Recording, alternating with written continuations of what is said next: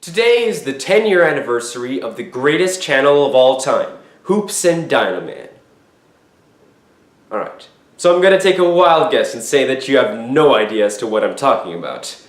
So, might as well inform you. HoopsAndDinoMan is a YouTube channel made back in 2008. As you can tell, it's not a big channel, but even so, it's the channel that's had the biggest impact on me.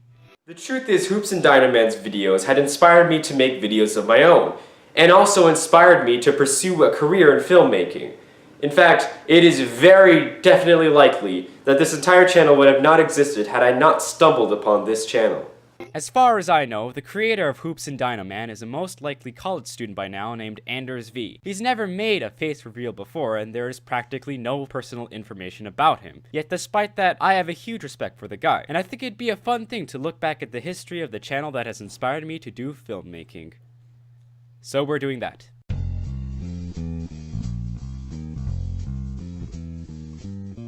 Flashback to 2008. The Marvel Cinematic Universe just started, Low became a thing, the US was gonna decide between the first female president, the first female vice president, or the first black president. And when you consider the fact that the greatest YouTube channel of all time was made then, I'd say 2008 was a pretty good year, right?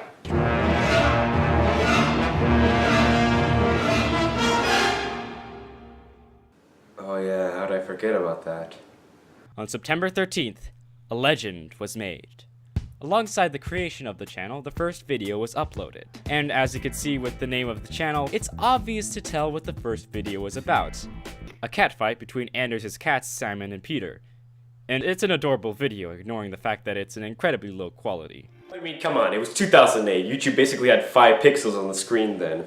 There were 2 other epic cat videos made, and none of them really got that many views, which in the late 2000s era of the internet is surprising, no doubt. There were a few other videos with animals in them that have now been deleted. There were simple videos of Anders recording animals he found in his backyard. But on September 17th, everything would change. Anders posted the trailer to his first feature-length movie, A Dinosaur Story. The movie would be released in 25 parts on October 3rd, along with a montage of the movie played to the song Run by 3 Days Grace. While making a movie on YouTube is nothing new now, it certainly was new back then. If you logged onto YouTube at the time, you'd see something like this, or this, and then you see A Dinosaur Story and think, whoa, a 3-hour-long movie made by a kid with his dinosaurs? And then be faced with the fact that it's actually a really good movie. That was my experience with The Dinosaur Story in 2008, and it seemed to have been the same with quite a few people. The movie was a hit, gaining thousands of views. I put the statistics here. If A Dinosaur Story had been released in theaters, and all the people who saw the most viewed part of the film, which is the 4th part, had all of those people who had viewed that part of the film, saw it in theaters, it would have likely made $7.5 million, which under a budget of probably $100 is definitely impressive. Coming off the success of A Dinosaur Story, Anders followed it with the final installment in the epic Catfight trilogy. Then a month later, he made Thunder Strike Twice. Epic Dinosaur Battle is his most viewed video ever, coming in with 2 million views. The premise in the description is that the events of the video are what really happened at Dinosaur National Monument. There are 2 sides of dinosaurs, the dark-colored villains led by a Triceratops, and the light-colored heroes led by a T-Rex. It's basically the recorded version of emptying your toy box and smashing all your toys together. It's not as great as A Dinosaur Story, but it still gives me the nostalgia. Also, it's really funny to watch the characters of A Dinosaur Story fighting and getting killed. Then a month later, he created another dinosaur video called Prehistoric World. It didn't get nearly as many views as his other videos, but I think it's still pretty cool. The entire video is a diorama of a prehistoric world he created using toys. He then went on a 2-year hiatus until December 31st, 2010. A fateful day in which all dinosaurs alike pissed their pants in joy.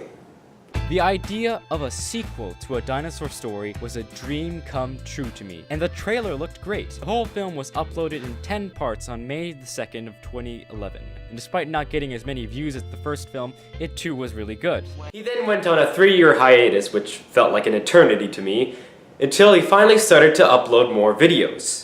The new type of videos uploaded to HoopsAndDinoMan are reviews of dinosaur documentaries or movies, and they're all really well made. There are plenty of reviews of movies, songs, and TV shows on the internet, but not a lot about documentaries.